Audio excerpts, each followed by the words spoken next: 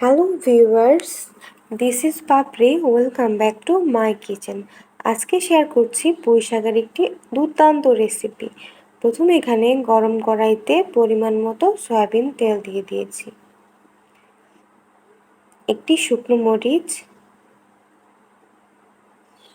মরিচটাকে সুন্দর করে একটু লালচে করে ভেজে নিচ্ছি। এবারে দিয়ে দিয়েছি অল্প কিছু পাঁচফোড়ন। পাঁচফোড়ন না থাকলে আপনারা সাদা জিরাটাও এখানে ব্যবহার করতে পারেন। আর দিয়ে দিয়েছি একটি তেজপাতা। সব কিছুকে কিছুক্ষণ একটু নেড়ে চেড়ে ভেজে নিচ্ছি। পাঁচফোড়নের সুন্দর একটা মিষ্টি গন্ধ বের হলে এখন দিয়ে দিয়েছি জিরে, আদা ও কাঁচামরিচ বাটা, হলুদ আর লবণ। মশলাটাকে কিছুক্ষণ নেড়ে চেড়ে খুব ভালো করে কষিয়ে নিচ্ছি।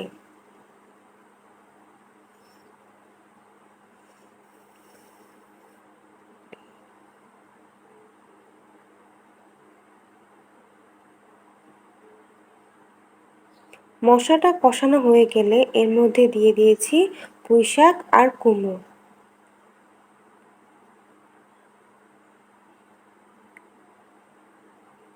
মশলার সঙ্গে পুঁইশাক আর কুমড়োটাকে একটু নেড়ে চেড়ে মিশিয়ে দিচ্ছি।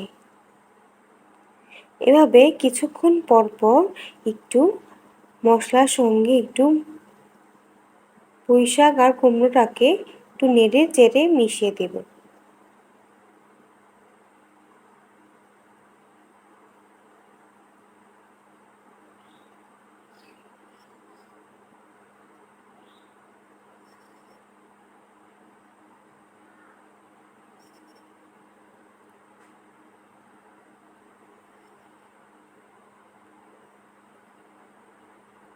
আমার রান্না প্রায় শেষের দিকে। এখন অল্প একটু চিনি দিয়ে আবারও ভালো করে মিশিয়ে নামিয়ে নিচ্ছি আমার আজকের পুঁইশাকের অসাধারণ রেসিপি। এই রেসিপিটি খেতে কতটা অসাধারণ সেটা শুধু আপনারা বাড়িতে ট্রাই করলেই বুঝতে পারবেন। এতক্ষণ আমার সাথে থাকার জন্য অসংখ্য ধন্যবাদ।